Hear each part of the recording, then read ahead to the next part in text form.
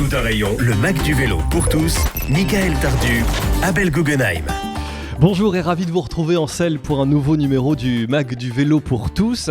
Aujourd'hui, Tout un rayon a décidé de prendre l'air. Oui, de l'air, déjà, me direz-vous.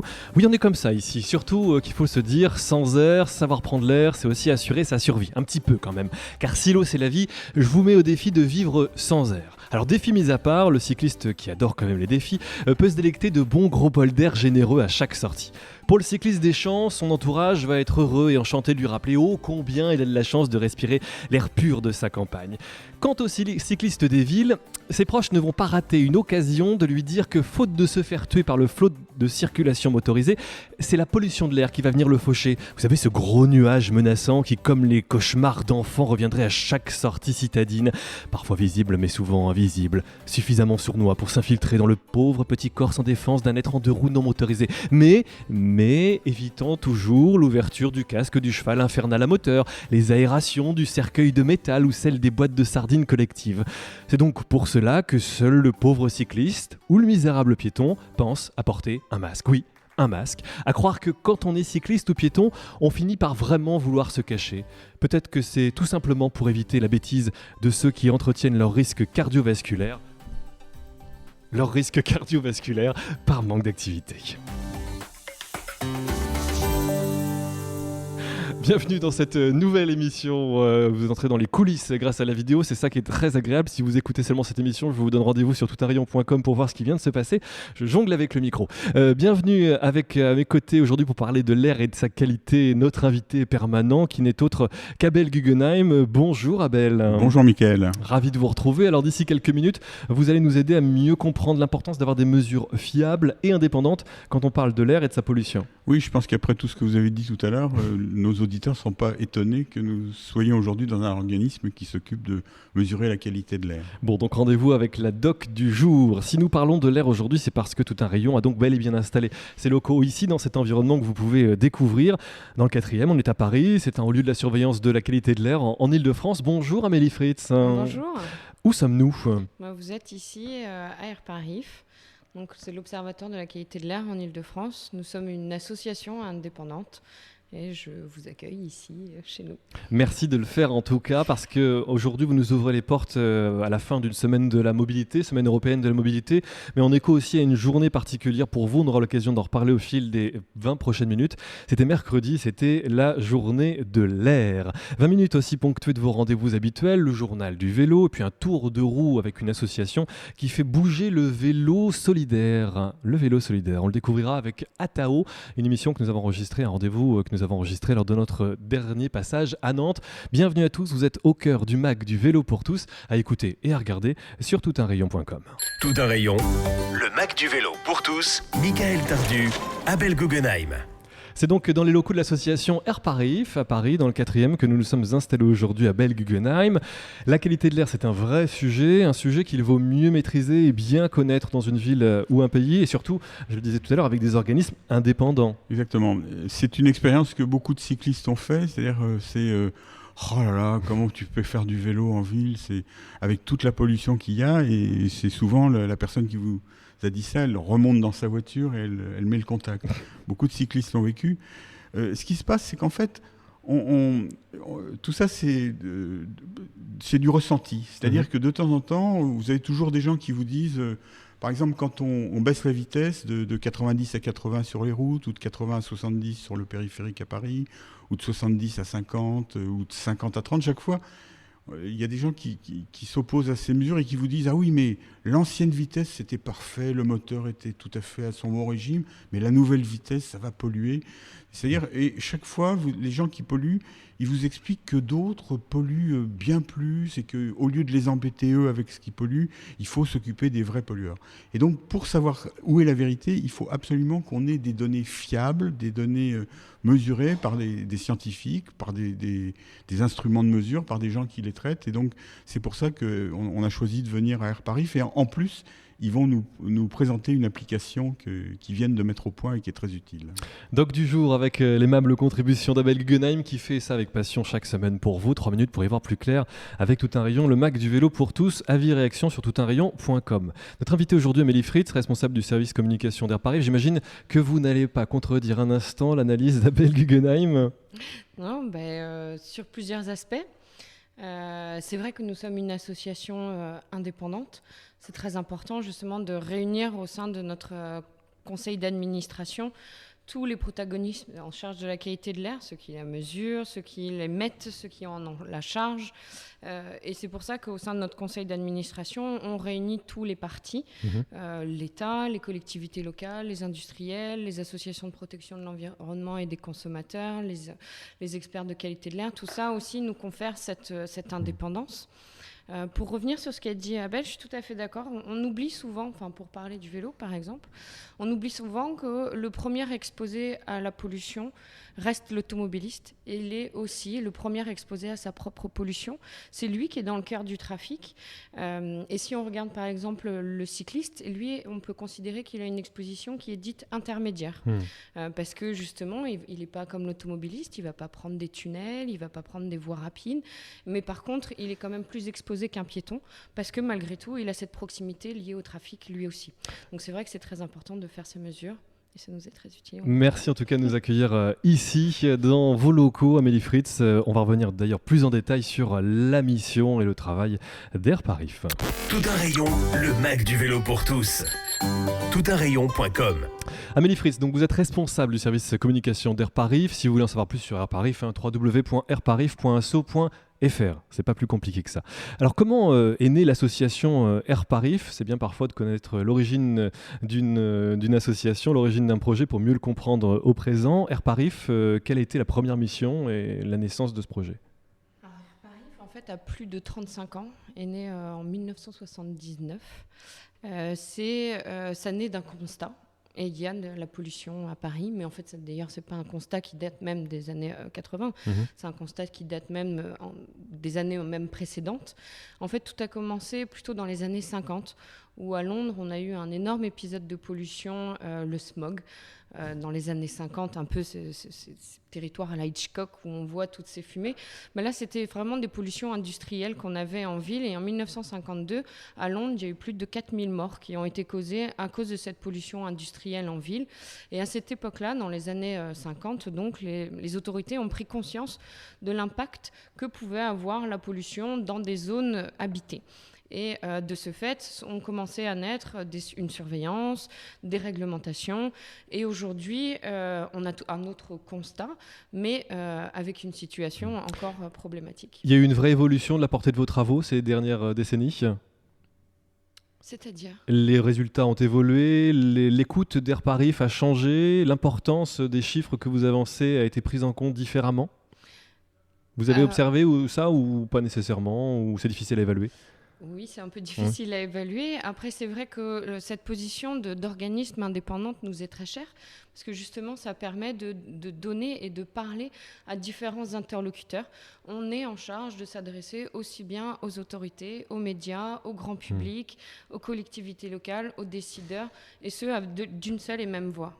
Alors aujourd'hui, nous sommes sur la fin de la semaine de la mobilité, semaine avec donc en plein milieu une journée toute particulière ici pour Airparis, puisque c'était la journée mercredi nationale de l'air. Jour de fête pour Airparis ? Alors en fait, c'est la semaine de l'air. Oui. Qui s'est fait un peu écraser par la semaine de la mobilité. C'est aussi la semaine de l'air. Et dans le cadre de la semaine de l'air, donc, il y a ce mercredi 21 septembre, c'est la journée nationale de l'air, avec différentes actions qui peuvent être enregistrées dans ce cadre tout au long de la semaine. Donc il y a aussi par exemple dimanche 25 la journée sans voiture à Paris, pour lequel aussi on va faire des actions. Mais mercredi, effectivement, on a sorti une application à destination des piétons, des joggeurs, mais aussi des cyclistes. Alors justement, présentez-nous un petit peu cette application, comment elle fonctionne, à quoi elle sert. Alors cette application, en fait, elle naît de différentes... En fait, il y a un passif derrière, différentes études qui ont été faites sur l'exposition des cyclistes à Paris, avec donc des tricycles équipés d'appareils de mesure, qui nous ont permis vraiment déjà de comprendre l'impact des aménagements cyclables, donc en fonction des pistes cyclables bien dégagées, si on pédale en plein milieu du trafic, etc. Et donc tout ça a pu être incorporé dans des cartes que l'on fait en temps réel, qui intègrent le trafic en temps réel et les aménagements cyclables en tout genre. Et donc ça permet de savoir à toute heure et à tout moment de la journée ce à quoi vous êtes exposé suivant un trajet. Donc c'est ça l'objectif finalement de cet outil, d'informer la population ? Alors c'est ça notre travail, c'est d'informer les populations, les autorités, les médias. Tout notre travail est de vous informer. Abel Guggenheim, vous l'avez vu en fonctionnement, cette application Amélie me l'a montré un petit peu. Effectivement, ça permet de savoir là où on passe, quel est le niveau de pollution des différents polluants. Alors évidemment, c'est compliqué parce que ça ne permet pas d'agir de manière immédiate. Mais effectivement, je pense que c'est un bon outil, par exemple, pour les gens qui prennent tous les jours le même itinéraire, de pouvoir avoir sur une semaine, sur un mois, la pollution à l'endroit où ils passent, éventuellement de dévier, de changer d'heure en fonction de la pollution. Alors, ceci dit, moi je dois dire honnêtement, moi ça fait un peu plus de 50 ans que je fais du vélo à Paris. Ça vous conserve la pollution apparemment. D'une certaine manière, c'est vrai que la prise de conscience de la pollution, c'est récent pour tout le monde comme pour moi. Et donc, j'ai un peu, ce à quoi arrivent comme conclusion les médecins, c'est que les effets négatifs du vélo, y compris la pollution, sont beaucoup moins importants que les effets positifs. Donc moi, je le constate, j'ai l'impression d'être plutôt en bonne santé grâce au vélo. Mais c'est vrai que si je peux minimiser l'impact de la pollution, j'essaierai de le faire. L'application, on la retrouve sous quelle appellation dans nos stores de téléphones portables ? Air Paris Itinéraire. Tout simplement. Pour justement choisir votre itinéraire. Donc à destination des piétons, des cyclistes et des joggeurs. Exactement. Ça vous intéresse, vous toutes et vous tous. En Ile-de-France, on peut imaginer un schéma équivalent sur l'ensemble du territoire. Alors, elle est sur l'ensemble du territoire déjà. L'ensemble de l'Île-de-France, oui. Très bien. Bon, eh ben écoutez, on travaille pour les Franciliens. Oui. On continue ensemble de découvrir ce projet. Ne manquez pas la suite de l'interview de l'invité du Mag Vélo, tout juste après l'actu du cycle dans tout un rayon, le Mag du vélo pour tous. Le journal du vélo. Le journal du vélo, et à l'heure où nous parlons de la qualité de l'air respiré par les cyclistes, une étude anglaise en cours se penche sur les impacts des différentes formes de transport sur l'activité physique et donc la santé. 11 000 volontaires à travers 7 villes d'Europe renseignent notamment leur poids, qui est ensuite mis en parallèle avec le mode de déplacement et le temps qu'ils passent dans les transports. La première constatation est déjà tombée. Faire du vélo ferait perdre du poids. En effet, les personnes qui utilisent la voiture comme mode de transport principal font en moyenne 4 kg de plus que celles qui circulent à vélo.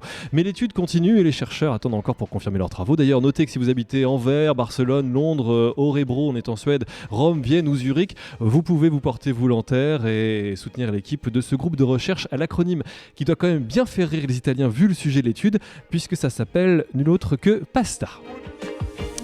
Au cœur de la semaine de la mobilité 2016, coup d'œil sur le travail de l'association À Vélo Sans Âge, une association qui, je cite, rêve de créer un monde où l'accès aisé à une citoyenneté active rend heureux les citoyens âgés et leur offre la possibilité de rester une partie active de la communauté et de leur environnement. Alors l'idée est très simple, c'est un triporteur à vélo qui balade les personnes âgées, tout simplement. Ainsi, elle profite de petites sorties presque gratuites, à vélo, au grand air et en toute sécurité, et puis les utilisateurs, pour le coup, retrouvent une vraie âme d'enfant. Ils se marrent, semble-t-il, pendant les trajets où ils sont installés à l'avant du vélo.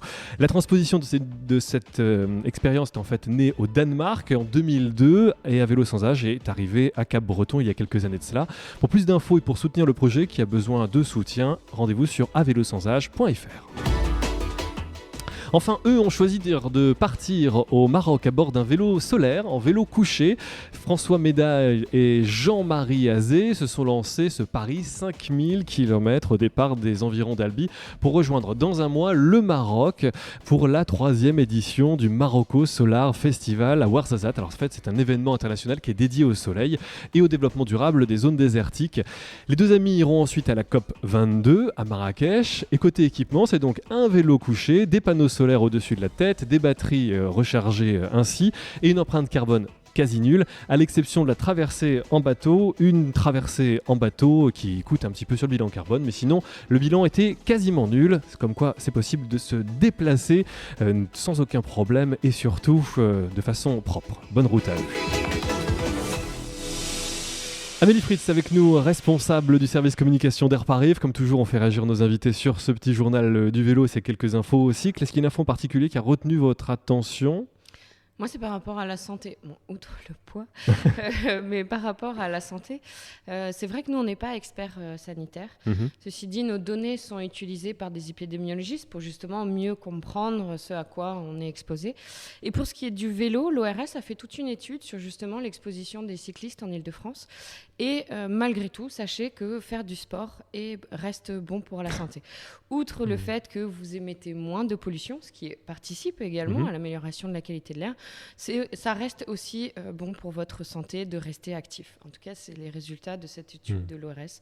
Donc, je suis complètement d'accord. Bon, sauf peut-être sur la partie poids, parce que je ne suis pas sûre d'avoir perdu beaucoup de poids moi-même en faisant du vélo, mais je ne sais pas ce que tu en penses, Abel. Guggenheim. On n'est pas les meilleurs exemples ici présents. J'ai jamais constaté que les cyclistes soient moins pesants que les autres, mais ça reste effectivement à voir. Et si des études le disent, c'est bien. Moi, ce qui m'intéresse, c'est à vélo sans âge. Je trouve que c'est une très très belle initiative.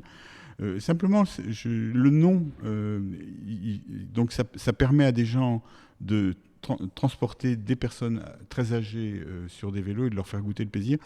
Il ne faut pas oublier que le vélo est beaucoup plus adapté comme moyen de transport pour les personnes jusqu'à un âge bien plus avancé que ce qu'on croit généralement. C'est-à-dire, on voit bien que dans les pays où les gens font du vélo toute leur vie, ils continuent à faire du vélo alors qu'ils sont à un âge auquel, en France, on a l'habitude de considérer que les personnes sont plus capables de faire du vélo, quoi. Là, on parle de 86, 90 ans voilà, quand même. Mais je pense que les deux sont importants. C'est-à-dire, à la fois que c'est un véhicule où on peut transporter les gens, mais aussi les gens peuvent utiliser leur vélo eux-mêmes. On va continuer ensemble notre tour d'horizon ici à Airparif avec la suite de l'interview. Tout un rayon, le Mac du vélo pour tous. toutunrayon.com. Vous pouvez réagir bien sûr sur internet toutunrayon.com. On est dans le 4e arrondissement à Paris. On a installé notre studio mobile dans les locaux d'Airparif. C'est l'occasion de revenir sur le lancement d'une application qui permet aux piétons, joggeurs et cyclistes de connaître la qualité de l'air sur leur parcours. Elle est disponible gratuitement sur le téléphone portable, à télécharger sans aucun souci. Amélie Fritz, responsable du service communication d'Airparif, c'était important de mettre aujourd'hui, en 2016, un tel outil à disposition du plus grand nombre ? Tout à fait. Les gens ont besoin de savoir à quoi ils sont exposés, suivant un trajet. Souvent, les joggers nous demandaient, oui, mais si je cours par ici, est-ce que c'est mieux ? Est-ce que je cours par là ? Idem pour les cyclistes. Donc, on avait cette question qui nous était fréquemment posée et maintenant, on peut on a la répondre. réponse. Du coup, plus besoin d'une étude comme elle avait été réalisée en 2009, aussi poussée avec ce tricycle équipé qui s'était baladé dans les rues de l'Île-de-France et la capitale. C'est différents aspects. Là, c'est vraiment votre exposition en temps réel là où vous êtes. Donc géocalisé, mais surtout en temps réel.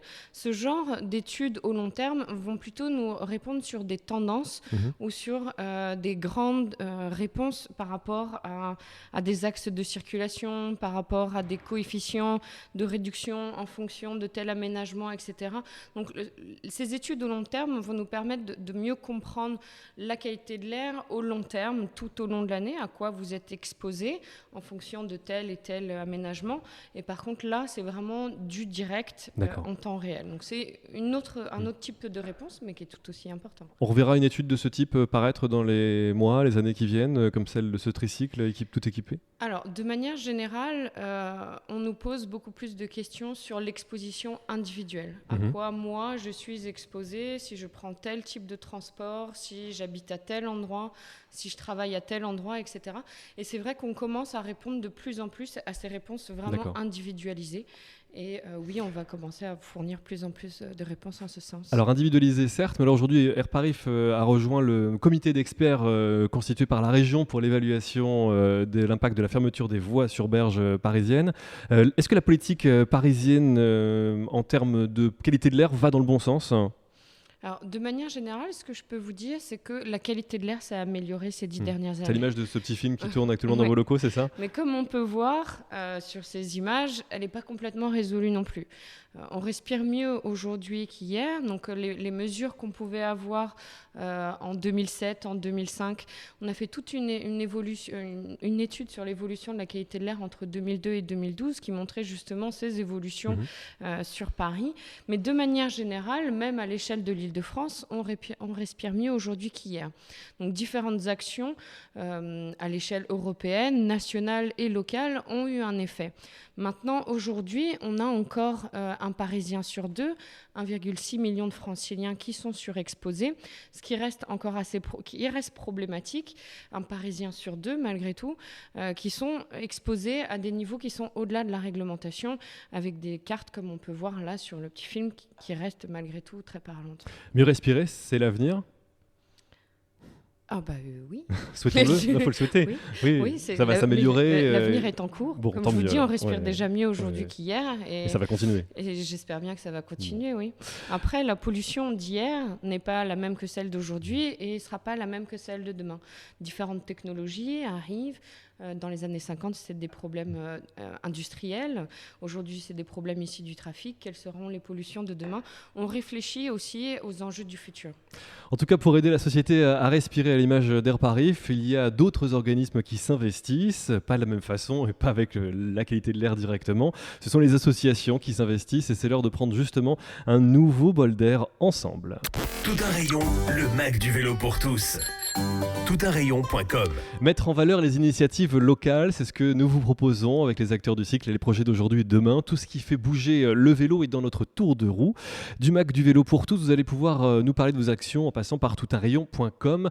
N'hésitez pas. Aujourd'hui, je vous propose de découvrir une association que l'on a rencontrée lors de notre déplacement à Nantes. C'était début septembre. Elle s'appelle Atao. C'est une association d'insertion et c'est son directeur François Pastre qui nous en parle. Alors au quotidien, Atao est censé donc accueillir, intégrer et accompagner des gens vers l'emploi, donc des gens très éloignés de l'emploi.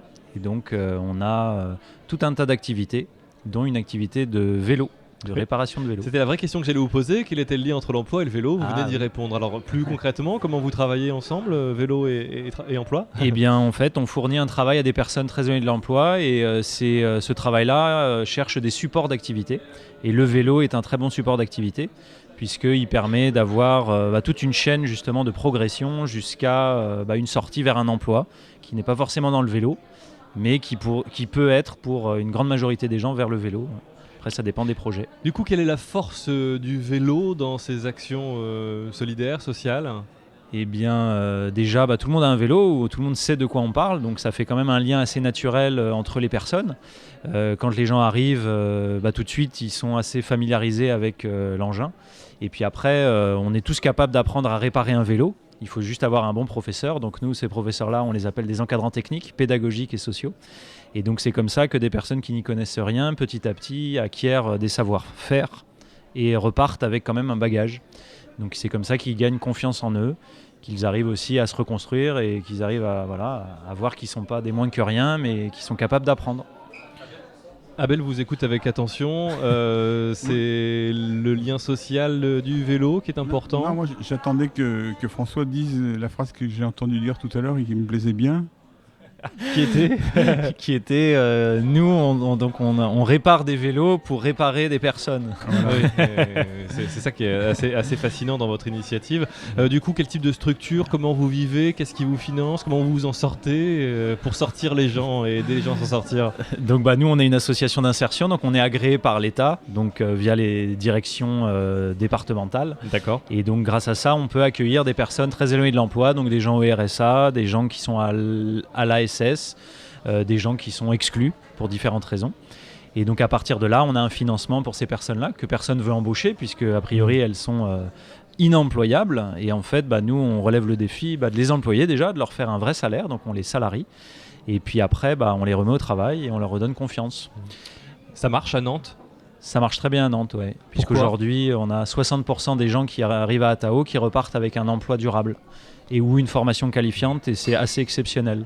Voilà, pour en savoir plus et pour obtenir des infos, si vous voulez vous faire des petits à l'image de ce que fait Atao dans vos régions, www.atao-insertion.fr. Amélie Fritz qui est avec nous aujourd'hui, la responsable du service communication d'Airparif. Là, il y a aussi un site internet, airparif.asso.fr.